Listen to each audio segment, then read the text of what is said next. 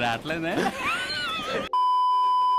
Hello everyone, welcome to journey with Tarak. Morning ఫిషెస్కి food వేయడానికి వెళ్ళినప్పుడు వాటర్ డర్టీగా ఉండడం అయితే అబ్జర్వ్ చేశాను. ఫిషెస్ ఎక్కువ ఉండడం వల్ల వాటి వేస్ట్ వల్ల వాటర్ అయితే బాగా డర్టీగా అయితే అయిపోయాయి.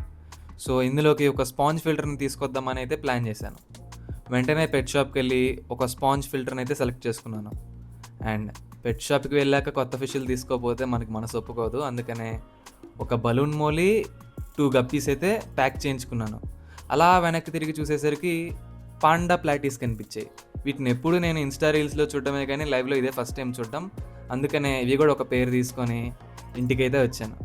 ఇంటికి రాగానే వీటిని ఒక 15 మినిట్స్ ఎక్లిమేట్ చేసి జాగ్రత్తగా టబ్లోకి రిలీజ్ చేసేసాను. ఇప్పుడు మనం తెచ్చుకున్న హెచ్ఓబి ఫిల్టర్ని అయితే జాగ్రత్తగా అన్బాక్స్ చేశాను. దాని తర్వాత ఆ టబ్లో దాన్ని ఎక్కడ ప్లేస్ చేయాలో ఫిక్స్ చేసుకొని డబల్ టేప్ అయితే అంటించుకున్నాను. ఫిల్టర్ని ఫిక్స్ చేసిన తర్వాత ఫస్ట్ మనం అందులో కొంచెం వాటర్ని అయితే యాడ్ చేసుకోవాలి. అప్పుడే అది ఈజీగా వాటర్ని లోపల నుంచి సక్ చేసుకుంటుంది.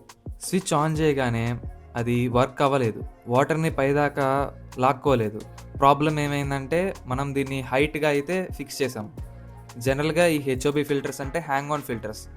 దీన్ని మనం ఎక్వేరియంకి బ్యాక్ సైడ్ అయితే ఫిక్స్ చేసుకోవాలి. బట్ ఇక్కడ మనకి ఫిక్స్ చేసుకోవడానికి కరెక్ట్గా లేదు, ఎందుకంటే టబ్ ఎడ్జెస్ బాగా థిక్గా ఉన్నాయి. అందుకే దీన్ని పైన స్టిక్ చేశాను. బట్ ఇంకా నాకు వేరే ఛాన్స్ లేక మెజర్మెంట్ చూసుకొని కరెక్ట్గా టబ్ని కట్ చేయడానికి ప్లాన్ చేశాను.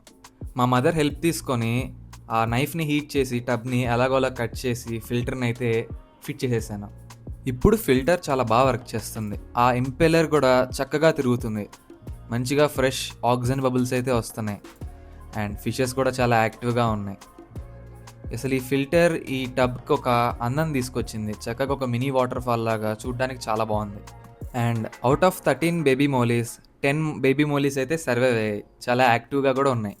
వీటిని ఇంకొంచెం పెద్ద సైజు ఉన్న టబ్లోకి అయితే షిఫ్ట్ చేద్దాం అనుకుంటున్నాను. ఇంకా ఫర్దర్గా ఈ టబ్లో కొన్ని చేంజెస్ అయితే చేద్దాం అనుకుంటున్నాను. అవన్నీ మీకు నెక్స్ట్ వీడియోలో చూపిస్తాను. So stay tuned.